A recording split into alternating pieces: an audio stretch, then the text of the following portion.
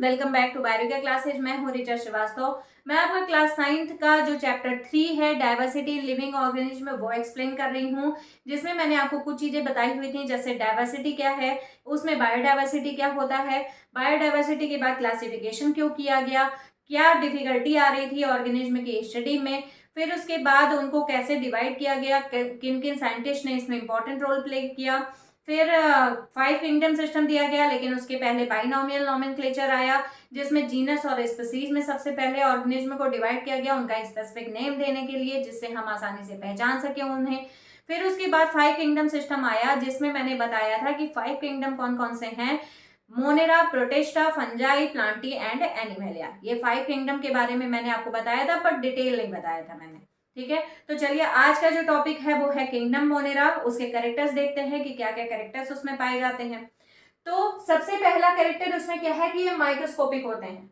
सबसे पहली बात कि मोनेरा है जिसमें डेवलपमेंट अभी हुआ ही नहीं है, यानी कि ये स्टार्टिंग जो लाइफ का लाइफ जहां से स्टार्ट हुई थी, वो जो कंडीशंस हैं वो सारी कंडीशंस कहां पर दिखाई देंगे, किंगडम मोनेरा में, क्योंकि अभी इनमें डेवलपमेंट स्टार्ट हुआ ही नहीं है। जैसे ऑर्गेनिज्म का फॉर्मेशन हुआ, वो जो ऑर्गेनिज्म हमें जैसे दिखाई दे रहे थे उन ऑर्गेनिज्म को इस कैटेगरी में रख दिया गया, यानी कि इस किंगडम में रख दिया गया। ठीक है, तो सबसे पहले इनके जो कैरेक्टर्स देखे जाते हैं, जो बेस माना गया था, जिसके बेसिस पर ऑर्गेनिज्म को कैटेगराइज किया गया, उनको कैरेक्टर्स दिया गया, तो उनमें पहला जो था कि वो यूनिसेलर है या मल्टीसेलर है। ठीक है, तो अभी मैंने बताया कि ये डेवलप नहीं थे, तो यानी कि इनमें सेल का डिवीजन भी नहीं हुआ होगा। ठीक है, तो अगर सेल का डिवीजन नहीं हुआ है तो यानी कि ये कैसे हुए, यूनिसेलर, क्योंकि डिवीजन नहीं हुआ तो इनकी बॉडी एक सेल से बनी है। ठीक है, तो पहला कैरेक्टर क्या हो गया कि ये यूनिसेलर होते हैं, और अगर ये यूनिसेलर है तो ये कैसे होंगे, माइक्रोस्कोपिक होंगे। ठीक है, माइक्रोस्कोपिक यानी कि ये हमारी नेकेड आई से नहीं दिखाई देंगे, क्योंकि एक सेल का जो साइज होता है वो माइक्रोन में होता है, और माइक्रोन का साइज हम अपनी नेकेड आई से नहीं देख सकते। ठीक है, तो ये कैसे हो गए, माइक्रोस्कोपिक हो गए। पहला कैरेक्टर क्या हो गया इनका कि ये यूनिसेलर होते हैं, यानी कि माइक्रोस्कोपिक होते हैं। ठीक है, दूसरे कैरेक्टर पे आते हैं कि ये कैसे होते हैं, प्रोकैरियोटिक। ठीक है, प्रोकैरियोटिक यानी कि इनमें जो न्यूक्लियस होगा वो डेवलप्ड नहीं होगा, या न्यूक्लियस अब्सेंट भी हो सकता है। ठीक है, तो न्यूक्लियस नॉट डेवलप्ड। ठीक है, अब डेवलप नहीं होता है इसका मतलब क्या हुआ, मैंने कई बार बताया है कि प्रोकैरियोटिक का मतलब होता है प्रिमिटिव न्यूक्लियस। प्रिमिटिव न्यूक्लियस मतलब जिस न्यूक्लियस के बनने की अभी स्टार्टिंग हुई है, यानी कि वो कंप्लीटली अभी डेवलप नहीं हुआ है। तो अब स्टार्टिंग हुई है, इसका मतलब क्या हुआ कि उस न्यूक्लियस में न्यूक्लियर मेम्ब्रेन नहीं पाया जा रहा है। ठीक है, तो जिस न्यूक्लियस में न्यूक्लियर मेम्ब्रेन नहीं पाया जाएगा वो यानी कि डेवलप्ड नहीं है। ठीक है, तो इनमें इनका और दूसरा कैरेक्टर क्या हो गया कि ये प्रोकैरियोटिक होते हैं, यानी कि इनमें न्यूक्लियस डेवलप नहीं होता है। पहला कैरेक्टर क्या है कि ये यूनिसेलर होते हैं, यानी कि माइक्रोस्कोपिक होते हैं। दूसरा कैरेक्टर क्या हो गया कि ये कैसे होते हैं, प्रोकैरियोटिक, इसमें प्रिमिटिव न्यूक्लियस पाया जाता है, यानी कि न्यूक्लियस डेवलप नहीं होता है। तीसरा कैरेक्टर क्या हो गया कि इनमें जो सेल ऑर्गेनल्स होता है वो भी एब्सेंट होता है। जब सेल ही डेवलप नहीं है, एक ही सेल बनी हुई है, तो उसमें जाहिर सी बात है सेल ऑर्गेनल्स कहाँ से दिखाई देंगे। ठीक है, तो जो सेल ऑर्गेनल्स पाए जाते हैं हम लोगों की सेल में, वो सेल ऑर्गेनल्स इसमें नहीं होते हैं, यानी कि सेल ऑर्गेनल्स इसमें क्या होते हैं, एब्सेंट होते हैं। ठीक है, तो सेल ऑर्गेनल्स एब्सेंट होंगे या इनमें सेल मेम्ब्रेन जो है, जो मेम्ब्रेनस सेल ऑर्गेनल्स होते हैं वो क्या होते हैं, एब्सेंट होते हैं। ठीक है, मैंने बताया था कि दो तरीके के सेल ऑर्गेनल्स पाए जाते हैं।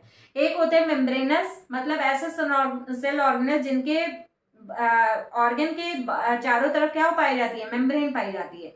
लेकिन जो सेल ऑर्गेनल्स जिनके ऑर्गन के चारों तरफ मेम्ब्रेन नहीं पाई जाती है उन्हें क्या बोलते हैं, नॉन मेम्ब्रेनस सेल ऑर्गेनल्स। ठीक है, तो इनमें सेल ऑर्गेनल्स या तो एब्सेंट होंगे या तो इनमें नॉन मेम्ब्रेनस सेल ऑर्गेनल्स पाए जाएंगे। ठीक है, चौथा कैरेक्टर क्या हो गया कि सेल वॉल प्रेजेंट भी हो सकता है और एब्सेंट भी हो सकता है। ठीक है, कुछ ऐसे ऑर्गेनिज्म है जिनमें सेल वॉल प्रेजेंट होता है और कुछ ऐसे मोनेरा के ऑर्गेनिज्म है जिनमें सेल वॉल क्या होता है, अब्सेंट होता है। ठीक है, तो ये सारे प्रिमिटिव कैरेक्टर्स ही हैं। मोड ऑफ न्यूट्रिशन क्या होता है इनमें, ऑटोट्रॉपिक भी हो सकते हैं और ये हेटेरोट्रॉपिक भी हो सकते हैं। ठीक है, ज्यादातर ये कैसे दिखाई देते हैं, ऑटोट्रॉपिक ही दिखाई देते हैं। ठीक है, लेकिन कभी कभी ये बॉडी पर रह करके ऑर्गेनिज्म से फूड मटेरियल लेते हैं, इसीलिए इनको हेटेरोट्रॉपिक भी बोला जाता है। ठीक है, तो ये ऑटोट्रॉपिक और हेटेरोट्रॉपिक दोनों तरीके के होते हैं। तो पहला कैरेक्टर क्या मैंने बताया कि ये यूनिसेलर होते हैं, यानी कि माइक्रोस्कोपिक होते हैं। अब जाहिर सी बात है, एक सेल है वो हमें नेकेड आई से दिखाई नहीं दे सकती, तो ये क्या हो गए, यूनिसेलर, और ये माइक्रोस्कोपिक हो गए। ठीक है, दूसरा कैरेक्टर क्या है कि ये प्रोकैरियोटिक होते हैं, यानी कि इनमें न्यूक्लियस क्या होता है, कंप्लीटली डेवलप्ड नहीं होता, न्यूक्लियर मेम्ब्रेन एब्सेंट होता है, प्रिमिटिव न्यूक्लियस होता है, इसीलिए इसे प्रोकैरियोट्स में रखा गया है। ठीक है, प्रोकैरियोट से ही डेवलपमेंट किसका हुआ था, यूकैरियोट्स का। ठीक है, लेकिन अभी यहाँ प्रिमिटिव ऑर्गेनिज्म की बात हो रही है, इसीलिए यहाँ पर प्रोकैरियोट से यूकैरियोट का डेवलपमेंट नहीं हुआ है। अभी ये किसमें ही आ रहे हैं, प्रोकैरियोट्स में। ठीक है, तीसरा कैरेक्टर क्या है कि इनमें सेल ऑर्गेनेल्स जो है वो डेवलप्ड नहीं होते हैं या कंप्लीट होते हैं। ठीक है, ये कैरेक्टर हो गया। फिर उसके बाद नेक्स्ट कैरेक्टर क्या है कि जो सेल ऑर्गेनेल्स के बाद जो सेल वॉल होती है, वो सेल वॉल कभी कभी पाई भी जाती है और कभी कभी नहीं भी पाई जाती है। ठीक है, दोनों कंडीशन होती है, या तो सेल वॉल प्रेजेंट होगी या तो एब्सेंट होगी। ठीक, नेक्स्ट कैरेक्टर क्या है कि जो और मोड ऑफ न्यूट्रिशन होता है, या तो ये ऑटोट्रॉपिक हो सकते हैं या हेटेरोट्रॉपिक हो सकते हैं, दोनों कंडीशन ही इनमें पाई जाती है। ठीक है, अब इनमें दो ऑर्गेनिज्म को रखा गया है, पहला कौन सा है, आर्कीबैक्टीरिया, और दूसरा कौन सा है, यू बैक्टीरिया। ठीक है, पहला है आर्कीबैक्टीरिया और दूसरा कौन सा है, यू बैक्टीरिया। ठीक है, आर्कीबैक्टीरिया यानी कि बहुत प्रिमिटिव जो थे, जिनका डेवलपमेंट नहीं हुआ था। ठीक है, तो उनको क्या बोला गया, आर्कीबैक्टीरिया। और इसी आर्कीबैक्टीरिया से फिर डेवलपमेंट किसका हुआ, यू बैक्टीरिया का, यानी कि यू का मतलब होता है ट्रू। ठीक है, या डेवलप्ड।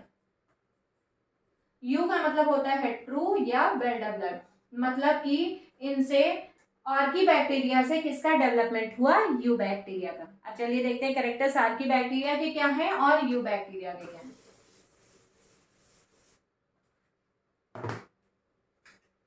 तो पहला आर्कीबैक्टीरिया,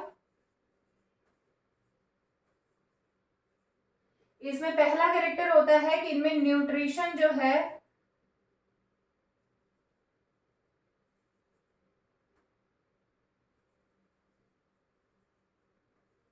ये ऑटोट्रॉपिक होते हैं। ठीक है, मतलब ये अपना खाना खुद बनाते हैं। ठीक है, लेकिन कभी कभी ऐसा भी होता है, दूसरे कैरेक्टर्स में आएगा कि ये कभी कभी हेटेरोट्रॉपिक भी होते हैं। हेटेरोट्रॉपिक का मतलब हुआ, हेटेरोट्रॉपिक यानी कि ये दूसरे पर डिपेंडेंट नहीं होंगे, ये ऑटोट्रॉपिक होंगे, लेकिन ये कीमोसिंथेटिक होते हैं। ठीक है,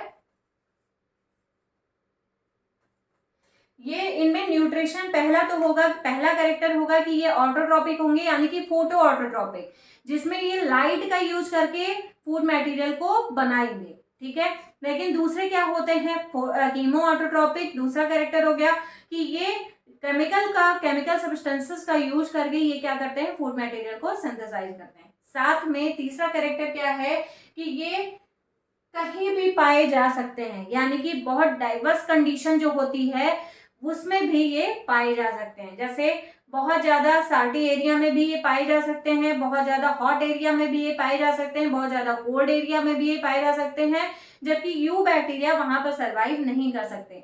तो ये बहुत एडवर्स कंडीशन जो होती है, मतलब जिसमें ये सरवाइव नहीं, जो जिसमें जहां पर कोई भी सरवाइव नहीं कर सकता, कोई भी ऑर्गेनिज्म, वहां पर ये आसानी से सरवाइव कर सकते हैं। ठीक है, तो ये तीन कैरेक्टर्स हो गए इनके। फिर उसके बाद क्या है, दूसरा यू बैक्टीरिया। अब यू बैक्टीरिया क्योंकि प्रोकैरियोट से आर्कीबैक्टीरिया से ये डेवलप हुए, तो यानी कि इनमें कुछ कैरेक्टर्स जो हैं वो कैसे होंगे, एडवांस होंगे। ठीक है, आर्कीबैक्टीरिया से कुछ कैरेक्टर्स जो है वो एडवांस होंगे। पहला कैरेक्टर क्या है कि ये ऑटो और हेट्रो दोनों होते हैं। ठीक है, ऑटो एंड हेट्रो दोनों हो सकते हैं ये। दूसरा कैरेक्टर क्या हो गया कि इनमें जो कंडीशंस होती हैं, यानी कि यू बैक्टीरिया जो है उनमें सेल वॉल प्रेजेंट होता है। ठीक है, तीसरा कैरेक्टर क्या हो गया, इनमें प्लाज्मा मेम्ब्रेन भी पाया जाता है। पहला कैरेक्टर क्या हो गया, ये ऑटोट्रॉपिक और हेटरोट्रॉपिक दोनों हो सकते हैं। दूसरा कैरेक्टर क्या हो गया कि इनमें सेल वॉल जो है वो क्या होती है, प्रेजेंट होती है। तीसरा कैरेक्टर क्या हो गया कि इनमें प्लाज्मा मेम्ब्रेन जो है वो प्रेजेंट होता है। साथ में एक सेल ऑर्गेनेल भी इनमें पाया जाता है, वो है राइबोसोम। ठीक है, राइबोसोम भी इनमें पाया जाता है। एक चीज मैं बताना भूल गई आपको, यहाँ पर मैंने लिखा है कि प्रोकैरियोट यानी कि इनमें न्यूक्लियस जो है वो प्रिमिटिव होगा। ठीक है, लेकिन न्यूक्लियस प्रेजेंट है तो इसका मतलब ये आगे चल के डिवीजन कर सकते हैं, मतलब अपने ही जैसा एक नया कॉपी तैयार कर सकते हैं। ठीक है, बैक्टीरिया में आपने सुना होगा रिप्रोडक्शन होता है और वो रिप्रोडक्शन बहुत तेजी से होता है। तो अगर जेनेटिक मटेरियल ही नहीं होगा तो उनमें रिप्रोडक्शन होगा कैसे। ठीक है, तो न्यूक्लियस में जेनेटिक मटेरियल भी पाया जाता है, जिसकी वजह से इनमें रिप्रोडक्शन यानी कि जेनेटिक मटेरियल जो ट्रांसफर होता है वो इसी जेनेटिक मटेरियल यानी कि डीएनए की वजह से ही ट्रांसफर होता है। ठीक है, बस उनका फॉर्म चेंज होता है, वो आगे आपको डिटेल में पढ़ना है, लेकिन यहाँ पर न्यूक्लियस में जेनेटिक मटेरियल पाया जाएगा जिसकी वजह से इनमें जो कैरेक्टर्स हैं वो ट्रांसमिट होंगे। ठीक है, तो ये इतने कैरेक्टर्स हो गए। आर्की बैक्टीरिया के क्या कैरेक्टर्स हो गए, ये ऑटोट्रॉपिक होते हैं यानी कि ये फोटोसिंथेटिक भी होते हैं और ये कीमोसिंथेटिक भी होते हैं, यानी कि ये लाइट के प्रेजेंस में अपना फूड मटेरियल भी बनाएंगे और ये केमिकल के प्रेजेंस में भी अपना फूड मटेरियल आसानी से सिंथेसाइज कर सकते हैं। ठीक है, ये बहुत एडवर्स कंडीशन में भी ये सर्वाइव कर जाते हैं, यानी कि बहुत डिफिकल्ट कंडीशन जो होती है उसमें भी आसानी से रह सकते हैं। तीसरा कैरेक्टर क्या हो गया, ये तीन कैरेक्टर्स हो गए, यानी कि फोटोसिंथेटिक होते हैं, कीमोसिंथेटिक होते हैं और ये बहुत ज्यादा डिफिकल्ट कंडीशन में भी आसानी से रह सकते हैं। ठीक है, यू बैक्टीरिया के कैरेक्टर्स क्या हो गए कि ये ऑटोट्रॉपिक होते हैं और हेटरोट्रॉपिक दोनों होते हैं। ठीक है, यानी कि ये अपना फूड मटेरियल सिंथेसाइज भी करेंगे और ये दूसरों पर डिपेंडेंट भी रहेंगे। ठीक है, दूसरा क्या है कि इनमें सेल वॉल जो है वो क्या होती है, प्रेजेंट होती है। तीसरा कैरेक्टर क्या है, प्लाज्मा मेम्ब्रेन भी पाया जाता है। चौथा कैरेक्टर क्या है कि इनमें राइबोसोम भी प्रेजेंट होता है। ठीक है, इतनी बात समझ में आई। चलिए फिर से देख लेते हैं एक बार किंगडम मोनेरा के बारे में। ये कैसे होते हैं, माइक्रोस्कोपिक होते हैं यानी कि ये यूनिसेलुलर होंगे। दूसरा कैरेक्टर क्या है कि ये प्रोकैरियोटिक होते हैं यानी कि इनमें प्रिमिटिव न्यूक्लियस पाया जाता है, वेल डेवलप्ड न्यूक्लियस नहीं होता है, मतलब इनकी न्यूक्लियस के चारों तरफ न्यूक्लियर मेम्ब्रेन नहीं पाई जाती। तीसरा कैरेक्टर क्या है कि इनमें सेल ऑर्गेनेल जो है वो क्या होते हैं, एब्सेंट होते हैं। चौथा कैरेक्टर क्या है, सेल वॉल या तो प्रेजेंट हो सकती है या नहीं भी पाई जाती है, दोनों कंडीशन हो सकती है। जैसे यहाँ पर आर्की बैक्टीरिया में सेल वॉल नहीं थी, लेकिन यू बैक्टीरिया में सेल वॉल पाई जा रही है। ठीक है, तो ये पाई भी जा सकती है और नहीं भी पाई जा सकती। ये हेटरोट्रॉपिक भी हो सकते हैं और ऑटोट्रॉपिक भी हो सकते हैं। ठीक है, दोनों कंडीशन है, जैसे यहाँ पर ये ऑटोट्रॉपिक होते हैं और यू बैक्टीरिया में ये क्या होते हैं, हेटरोट्रॉपिक होते हैं। ठीक है, अब देखते हैं कि इनके यूजेस क्या हैं। इनके यूजेस में अगर देखें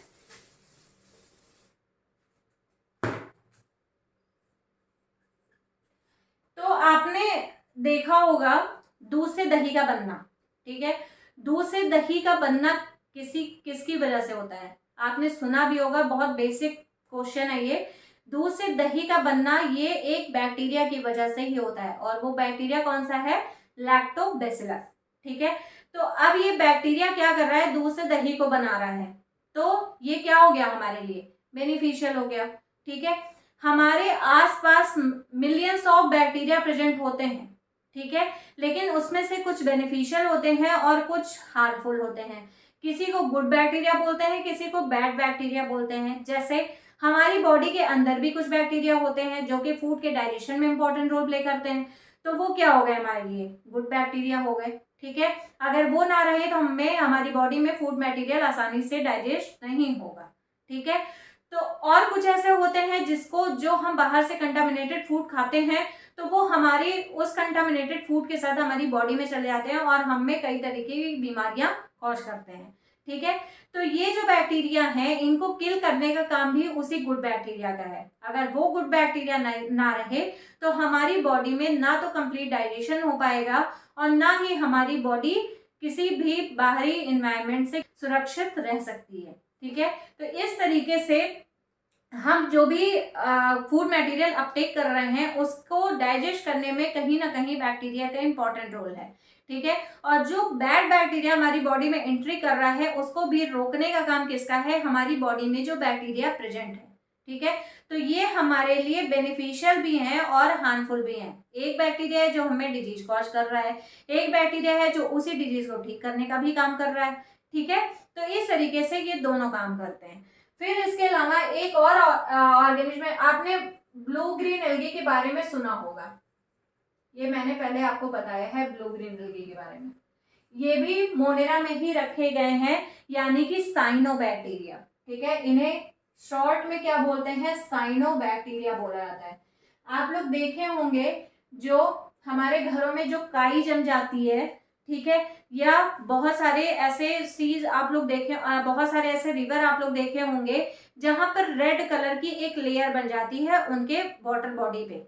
ठीक है, तो वो वाटर बॉडी पे जो रेड कलर की लेयर बन रही है वो रोडोफाइसी एक तरीके का साइनोबैक्टीरिया है जिसकी वजह से बन रहा है। ठीक है, तो ये जो साइनोबैक्टीरिया होते हैं ये क्या करते हैं, ये ग्रीन कलर्ड या मल्टीपल कलर्ड एल्गी होते हैं जो कि जहां पर वाटर की या जहां पर नमी की कंडीशन देखने को मिलती है वहां पर ये ग्रो करते हैं। ठीक है, फिर तीसरा एग्जाम्पल आता है इसका माइकोप्लाज्मा। माइकोप्लाज्मा ये भी हमारे लिए हमारे बॉडी में या प्लांट्स की बॉडी में बहुत सारे डिजीजेस कॉज करते हैं। ठीक है, जैसे ब्रिंजल होता है उसमें भी ये माइकोप्लाज्मा लाइक ऑर्गेनिज्म जो होते हैं ये डिजीज कॉज करते हैं। ठीक है, जिसकी वजह से ब्रिंजल पे कीड़े लग जाते हैं और वो खाने लायक नहीं रह जाता है। हमारी बॉडी में भी उसी तरीके से जो माइक्रोप्लाज्मा होते हैं वो डिजीज कॉज करते हैं। ठीक है, और ये एंटी बैक्टीरियल होते हैं, यानी कि इन पे जो एंटीबायोटिक होता है उसका भी कोई इफेक्ट नहीं पड़ता है। ठीक है, यानी कि अगर माइकोप्लाज्मा लाइक ऑर्गेनिज्म हमारी बॉडी पर इफेक्ट कर भी रहा है तो वो जल्दी से ठीक नहीं होता है। ठीक है, उसको ठीक होने में काफी टाइम लग जाता है क्योंकि उस पर एंटीबायोटिक का भी कोई इफेक्ट नहीं पड़ता। ठीक है, तो इस तरीके से ये इसका एग्जाम्पल हो गया। कौन कौन सा, पहला है बैक्टीरिया, दूसरा है साइनोबैक्टीरिया और तीसरा है माइकोप्लाज्मा। ठीक है, इस तरीके से और भी इसके एग्जाम्पल्स देखने को मिलते हैं। तो इतनी बात आपको समझ में आई होगी। अगर कहीं कोई कंफ्यूजन हो रही है तो आप मुझे कमेंट कर सकते हैं, मैं उसका रिप्लाई आपको कर दूंगी। ठीक है, तो चलिए, अगर मेरे वीडियोज आपको पसंद आ रहे हों तो प्लीज़ मेरे चैनल को लाइक करें, शेयर करें एंड सब्सक्राइब करें। Thank you.